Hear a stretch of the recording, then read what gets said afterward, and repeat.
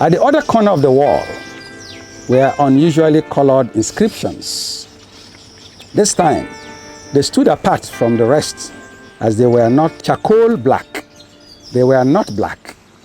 They also did not look like they were written with charred coal, but rather with fiery red hot coal, as inscriptions had sustained their glow, unquenched and unquenchable.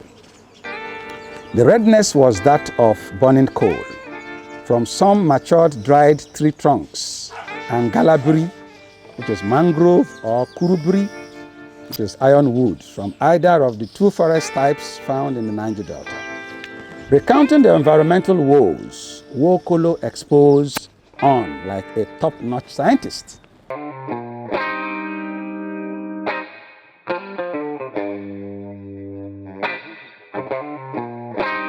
We all have to stand on the ground. And so if there is anything that threatens the ground, that will take away the ground, that will shift your ground away, such that you have nowhere to stand, then that is the first thing to attend to. You can't get all the money and then you can't live in a home. What is going on now is very unfortunate. We are tending to emphasize the wrongest of things. All the things that are wrong are the things we put in front, and we're leaving undone the things we actually are supposed to do. So we are invariably becoming fodders, becoming like we are aiding your own enemy, so to speak. It's like you want to go and run a race with me, and then I give you a knife, and you take the knife and you chop off your toes. And then you come out and say, hey, look around now, look around now. How foolish are you?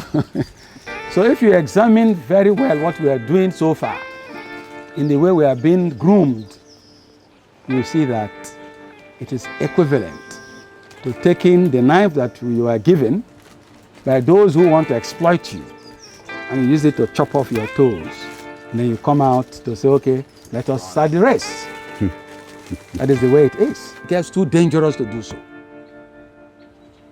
You understand? So the first thing is, what do we really do to stay alive?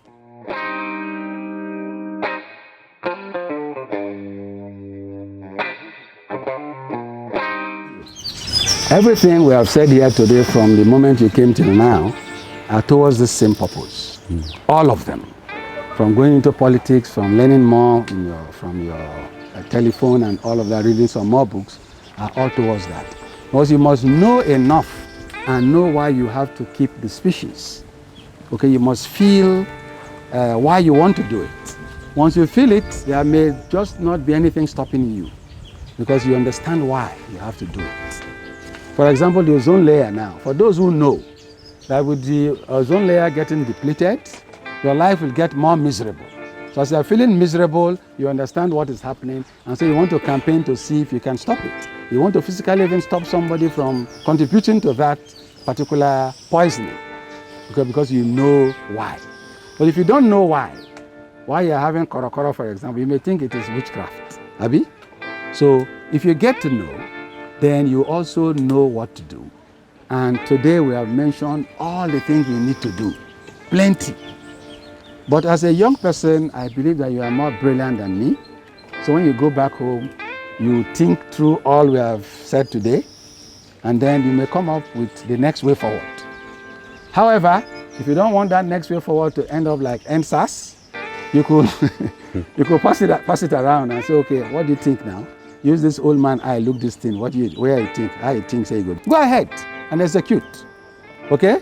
At the end of the day, you may be the next person they will celebrate.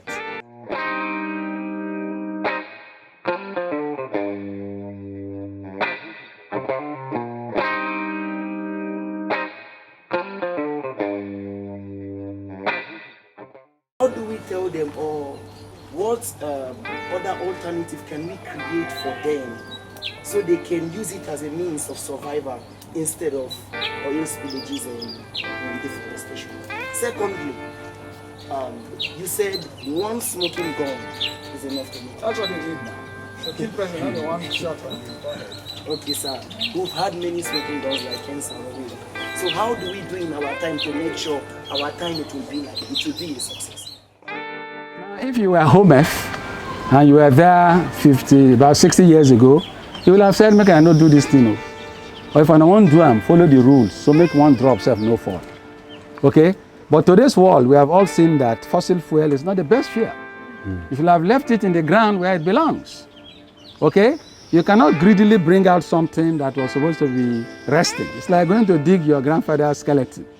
You bring it out of the ground and then it assumes form and start tormenting you. That's what we are doing. So it is not the best of fuel. More so in this part of the world, those who have come to extract it are careless, ruthless in all ramifications. So that has been worsened it. In their own homes, they know how poisonous it is, so they won't let even one drop fall off. Okay? Now, young men and women who profess to be civilized from the civilized countries come here and are completely crude and ruthless. That's what they've been doing. So, yes, if it were possible, we'll have said, keep it in the ground. Today, that is where your whole economy is relying on oil and gas sales.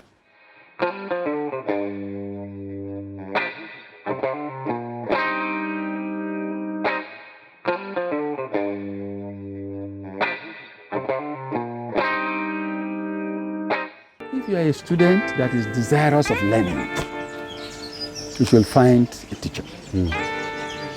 Okay, those way they watch karate in those days, Shaolin Temple, to go and learn enter the dragon. When the student yes, so you must, exactly. So what I'm trying to say is you don't have an excuse. Okay? If you want a platform, it will be there tomorrow morning. There has to be a willing student, and you find a willing tutor, and you'll be taught.